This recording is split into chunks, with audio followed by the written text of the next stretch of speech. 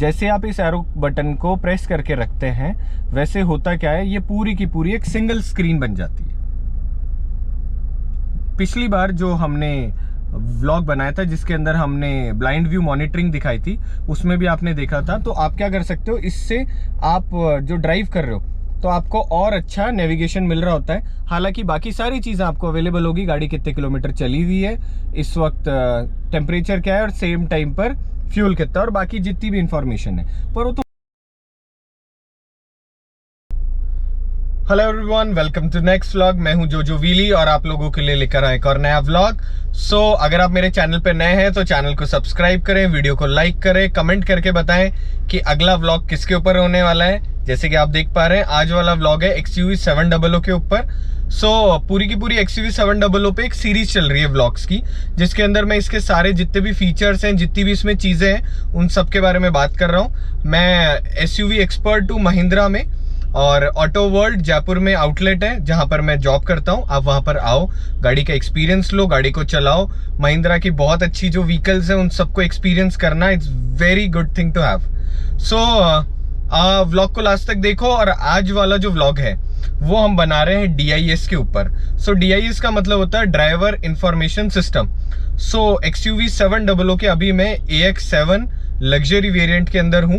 उसके अंदर DIS के अंदर क्या क्या फीचर्स हैं, क्या क्या चीजें, आज हम इन्हीं की बात करेंगे और हम देखेंगे कि उन फीचर्स को आप कैसे एक्सेस कर सकते हैं। गाइस, DIS की जो स्क्रीन है उसके अंदर सबसे पहले आप देखेंगे कि लेफ्ट हैंड साइड आपको ये जो इंडिकेशन मिल रहा है, ये मिल रहा है फ्यूल कितना है। सेम टाइम पे मैं आपको एक चीज बताना चाहूंगा कि इसके अंदर आप ये देखना, कोने के ऊपर जो साइन आता है इसमें एक एरो बनी हुई आती है। जिधर की तरफ भी एरो होगी, हरदम आपका फ्यूल टैंक का जो कवर होता है वो हरदम उसी तरफ होता है। तो इस गाड़ी के अंदर लेफ्ट हैंड साइड, मतलब इस तरफ जो है वो फ्यूल टैंक का कवर है। उसके साथ में यहाँ पर आपका स्पीड दिखाएगा डिजिटल में, और ये क्लॉक घूमती हुई भी दिख रही होगी जिसमें 20-40 करके आपकी स्पीड दिख रही होती है। ऊपर की तरफ साइन है कि इस वक्त मैंने सीट बेल्ट नहीं लगा रखा है। गाड़ी में बैठते हो तो आपको हरदम ड्राइव करते हुए सीट बेल्ट लगाना है। उसी के साथ के अंदर नीचे की तरफ ये जो साइन है, ये है कि गाड़ी में इस वक्त हैंड ब्रेक लगा हुआ है। इस गाड़ी के अंदर जो मैं वेरिएंट ड्राइव करता हूँ, ये इलेक्ट्रिकल हैंड ब्रेक है, इसके अंदर इलेक्ट्रिकल पार्किंग ब्रेक है टू बी मोर प्रिसाइज। ऊपर की तरफ यहाँ आ गया टाइम के साथ में इसके अंदर एक कॉशन है कि अभी एक कॉशन चालू है, वो कुछ भी हो सकता है। उसके साथ में इधर की तरफ आ गया टेम्परेचर, बीच में मेन्यू आ गया, ड्राइव असिस्ट लिखा हुआ, इधर की तरफ जो कार वाला सा साइन, और ये कितने किलोमीटर चली हुई है ये वाली चीज। सेम टाइम पे ऑटोमेटिक वेरिएंट है तो पार्किंग में है, और ये हो गया हमारा RPM। इस वक्त मैं चला रहा हूँ डीजल, और डीजल जो है वो आई गेस 7000 RPM तक जाएगी, इंटू 1000 RPM है। मेरे राइट हैंड साइड आ गया कि इस वक्त क्या टेम्परेचर है इंजन का। ये तो रहा बेस पूरा का पूरा। अब आप दूसरी चीज और देखेंगे कि जैसे ही मैं ड्राइव मोड सेट करता हूँ, वैसे मैंने लास्ट व्लॉग में बताया था कि ये जो मेन्यू है इसका जो डिस्प्ले है वो चेंज हो जाता है। बट हम इसको बेसिकली जो जैप मोड है उसी में एक्सेस करेंगे, जो बेसिक होता है ना, जब भी आप गाड़ी स्टार्ट कर देंगे हरदम ये जैप मोड में होगा। ठीक है, तो सबसे पहले मैंने क्या करा, मैंने ये वाला जो बटन है इसको दबाया, और अब मैं टॉगल करता हूं सारे मेन्यू के अंदर। आई होप आपको ये अच्छी तरह दिख रहा होगा, अब तो 100% दिख रहा होगा। तो ये जो है ये है ड्राइव असिस्ट, राइट। मैं क्या करता हूँ, मैं ड्राइव असिस्ट के अंदर जब मैं जाता हूँ, और ड्राइव असिस्ट के अंदर क्या होता है कि जब आप गाड़ी चला रहे होते हो ना, तो ये आपको बता रहा होता है कि ये जो लेन्स हैं ये ग्रीन तो हो गई। सेम टाइम पे ये वाला जो साइन है ये आपको बताता है कि ट्रैफिक रिकॉग्नाइजेशन करने के लिए, कि इस वक्त है ना, होता है ना साइनेज रिकॉग्नाइज करने का, कि आप 80 की स्पीड में, वो सारी चीज़ें। और ये जो स्पेस है, यहाँ लेवल होते हैं कि आपकी गाड़ी जो है वो कितने लेवल पास जाके रुकेगी। अब मैं इसके बाद में मैं लेफ्ट हैंड साइड से स्टार्ट करता हूँ नेविगेशन। नेविगेशन में क्या होता है, जैसे ही आप नेविगेशन में जाएंगे वैसे ही आपके पास में एक नेविगेशन यहाँ दिख रहा होगा। अब होता क्या है, जैसे ही आप ये जो एरो है, इस एरो का सेंटर बटन प्रेस करके रखते हैं, यहाँ लिखा हुआ भी है, जैसे आप इस एरो बटन को प्रेस करके रखते हैं वैसे होता क्या है, ये पूरी की पूरी एक सिंगल स्क्रीन बन जाती है।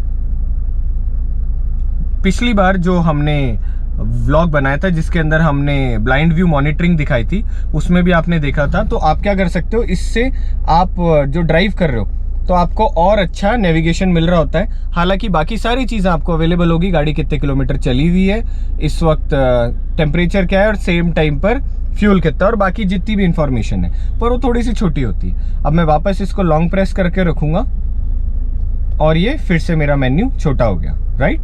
तो ये पहली चीज़ हो गई। इसके बाद में मैं वापस आता हूँ उसके ऊपर टॉगल स्विच पे। अब मैं दूसरी चीज़ क्या देख रहा हूँ, व्हीकल इन्फो।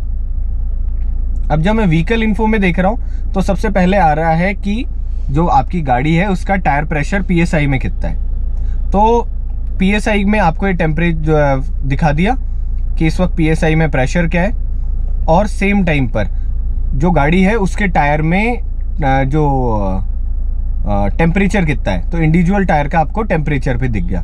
सेम टाइम पे आपको टॉर्क और पावर का फिगर भी दिख रहा है। आप देखो, जैसे मैं RPM दूंगा ये चीज़ बढ़ी, देखिए आपने, इधर से भी ये भी इंक्रीज हुई और ये भी इंक्रीज हुई। ये हो गई एक चीज़। व्हीकल इन्फो में ये तीनों चीज़ें आ रही है हमारी। अब मैं क्या कर रहा हूँ, मैं वापस बैक आ रहा हूँ, उसके बाद में मैं जा रहा हूँ फ्यूल इन्फो पे। तो जब मैं फ्यूल इन्फो पे गया तो मैंने क्या देखा कि गाड़ी की रेंज कितनी है, एवरेज कितना है, और वो जो 30 तक का जो मीटर होता है उसके अंदर क्या आ रहा है। तो अब ये जो है, एक तो ये चीज़ आ गई कि आपका फ्यूल इन्फो जो है ये दिखा रहा है इसके अंदर। सेम टाइम पर पेट्रोल में ये नहीं होगा DEF लेवल, इसमें DEF लेवल भी है कि 100 में से 85% है। जब आप गाड़ी सर्विस कराते हैं तो ये जो DEF लेवल है ये आपको वापस फुल कराना होता है टैंक, और ये धीरे धीरे आपको इंडिकेशन दे रहा होता है। BS6 दोस्तों मैं बताना चाहूँगा, BS6 जितने भी व्हीकल है उन सब के अंदर DEF डलता है, जो कि बेसिकली एक एक्स्ट्रा लिक्विड है जो कि पॉल्यूशन कंटेंट को कम करने के लिए। तो ये दोनों चीज़ें आ गई आपके पास में। मैं आता हूँ फिर से बैक, और अब मैं देखता हूँ ड्राइव इन्फो। तो जैसे आप ड्राइव इन्फो पे गए वैसे आपको बता रहा है ट्रिप A और ट्रिप A और ट्रिप B। हाँ, तो ये ट्रिप A और ट्रिप B बेसिक है, सर गाड़ी में आता है। आपने ट्रिप के हिसाब से कितना डिस्टेंस करा, कितने टाइम में करा, और एवरेज स्पीड आपकी क्या आई। सेम टाइम पर जो तीसरी चीज़ है ये बहुत अच्छी, ये है ड्राइवर अटेंशन लेवल। सो इस गाड़ी में जो फीचर है कि ड्राइवर ड्राउजीनेस वाला, कि ड्राइवर कितना अटेंटिव है, वो ये लेवल दिखाता है। ये अभी हाई है, ये लो होते होते अगर यहाँ आ जाएगा तो रेड हो जाएगा। उसके बाद में आपको गाड़ी रोकनी पड़ेगी कुछ देर का रेस्ट करने के लिए। सो गाइज इसको प्लीज़ बंद मत करिएगा, ये बहुत अच्छा फीचर है महिंद्रा का बनाया हुआ। अगर 2 लोग भी इसकी वजह से सेफ हो जाते हैं तो उन 2 लोगों की का ये मान लो ये बहुत बड़ा एफर्ट है। तो मेरे हिसाब से आई वॉन्ट सजेस्ट यू कि आप इसको ऑफ करो, पर हाँ हर फीचर को आप ऑफ भी कर सकते हो। मैं आया बैक, और बैक आकर मैंने वापस जो तीसरा है उस पे जाता हूँ, ये है अलर्ट हिस्ट्री। अब होता क्या है, जब भी आप ड्राइव करते हो अगर किसी भी तरीके का कोई अलर्ट होगा तो इसमें दिखा रहा होगा। अब हम देखते हैं इसमें अलर्ट कौन सी चीज़ का है। इसमें अलर्ट है कि पैसेंजर एयरबैग जो है वो ऑफ है, ठीक है। तो ये एक अलर्ट आ गया। इसी तरीके से अगर किसी टायर में हवा कम है तो आप सारे अलर्ट्स को डायरेक्टली सामने से देख सकते हो। अब मैं आता हूँ सेटिंग्स पे, पर सेटिंग से पहले मैं बात कर दूँ, सेटिंग का थोड़ा बड़ा टॉपिक है। उससे पहले डिस्प्ले लेआउट। तो कुल मिलाकर इसमें 3 डिस्प्ले लेआउट आते हैं, नॉर्मल, इंफॉर्मेशन और तीसरा आ गया मिनिमल।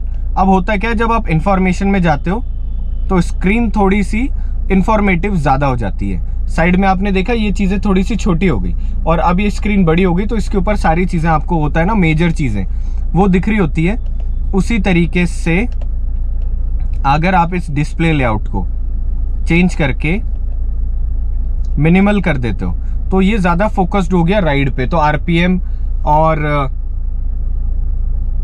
आपकी जो बाकी चीज़ें हैं, अब आपने देखा सेंटर वाला पार्ट थोड़ा छोटा हो गया, ये दोनों ज़्यादा हो गए। तो जब आप हाई स्पीड ड्राइव करते हो उस केस में ये थोड़ा सा ना आपके लिए कंफर्टेबल हो जाता है। और जो तीसरा आया दैट इज़ नॉर्मल। तो मेरे को तो इसमें नॉर्मल ज़्यादा अच्छा लगा, कि उसमें सारी चीज़ें कहते हैं ना normal, sometime normal is fun.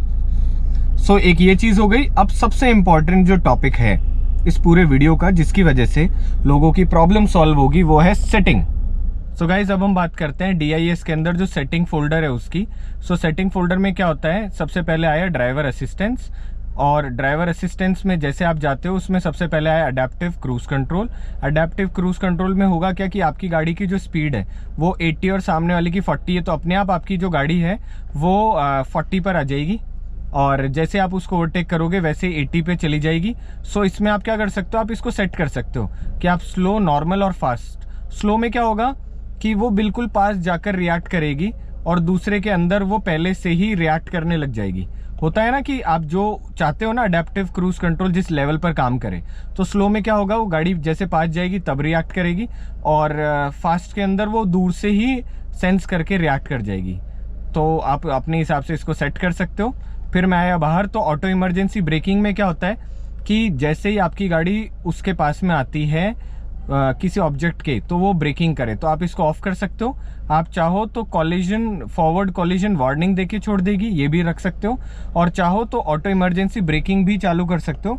Same time उसमें आप लेवल सेट कर सकते हो, सेम जैसे अडेप्टिव क्रूज कंट्रोल था वैसे कि लेट, नॉर्मल और अर्ली। आप चाहो तो उसे लेट मतलब गाड़ी के पास आकर ही वो लेवल काम करे। तो आपने देखा तो उसमें 4 लेवल बने हुए आते हैं। तो उसके अंदर होगा क्या कि ये लेट के अंदर वो बाद में रिस्पॉन्स करेगा और उसमें वो पहले ही रिस्पॉन्स कर देगा। ठीक है, तो अब हम आए बैक आने के बाद में अब हम क्या करते हैं इसके अंदर कि जो वार्निंग लेवल है उसका तो हमने देख लिया। अब हम बैक आते हैं, बैक आने के बाद में हमने इसमें देखा लेन कीप असिस्ट। तो लेन कीप असिस्ट में क्या करेगा वो, या तो ऑफ कर सकते हैं हम इसको, या हम सिर्फ वार्निंग चालू कर सकते हैं, या वार्निंग प्लस असिस्ट दोनों चीज़ें काम में ले सकते हैं। फिर से हम बैक आ गए, फिर हमारे स्मार्ट पायलट। अब इसमें होता है क्या है, फ़र्क क्या है, स्मार्ट पायलट के अंदर ये तीनों जो ऊपर वाले फंक्शंस हैं ये एक साथ काम करते हैं। तो चाहो तो आप तीनों फंक्शंस को अलग अलग काम में ले सकते हो, चाहो तो आप स्मार्ट पायलट के थ्रू ले सकते हो। अब डिफरेंस क्या हुआ, अडेप्टिव क्रूज कंट्रोल जो है ये मिनिमम 30 के ऊपर होगा, मतलब 30 की स्पीड आपकी मिनिमम होनी चाहिए, तभी क्रूज कंट्रोल एक्टिव होता है। फिर मैं बात करूँ लेन कीप असिस्ट की, तो 60 से ऊपर आपकी अगर स्पीड है तो ही लेन कीप असिस्ट काम करता है। Sorry for the inconvenience. मगर होगा क्या कि ये तीनों के तीनों जो फंक्शंस हैं ये एक साथ काम करेंगे स्मार्ट पायलट में। तो अगर आपने इसको चालू करा तो सारे फंक्शंस काम कर जाएंगे। हाई बीम असिस्ट में क्या होगा, जैसे आपकी गाड़ी की हाई बीम है वैसे ही वो सामने रोशनी पड़ने पर लो बीम हो जाएगी। ट्रैफिक सिग्नल रिकॉग्नाइजेशन में होगा क्या, आप इसको चालू कर देंगे तो ड्राइव करते हुए आपको स्पीड जो सिग्नल्स हैं वो आपको बता देगा। अब हम आते हैं फिर से बाहर, आप इसमें आए बाहर तो इसमें लिखा है AEAFE ऑटो रीसेट। तो एवरेज फ्यूल इकोनॉमी इसको बोलते हैं। एवरेज फ्यूल इकोनॉमी को आप क्या कर सकते हो, आप इसको ऑफ कर सकते हो। आप चाहते हो कि हर इग्निशन स्टार्ट करने पर वो आपको इकोनॉमी दिखाए तो वो पैटर्न पे वो रखेगी, या फिर आप इसको ऐसे भी कर सकते हो कि हर रिफ्यूलिंग पर वो आपको उसके बारे में बता रहा होगा कि अभी गाड़ी रिफ्यूल्ड है या नहीं है। मतलब होता है ना, आपने रिफ्यूल करा तो ही वो एवरेज इकोनॉमी उसका स्टार्ट करेगा। फिर हम बैक आके हम क्या कर सकते हैं, यहाँ से जो पैसेंजर एयरबैग है इसको भी हम ऑन ऑफ कर सकते हैं। फिर उसके नीचे गए तो जो ब्लाइंड व्यू मॉनिटरिंग है, जब इंडिकेटर आप देते हो तो वो आपको स्क्रीन पे दिखता है, आप चाहो तो उसको भी बंद कर सकते हो।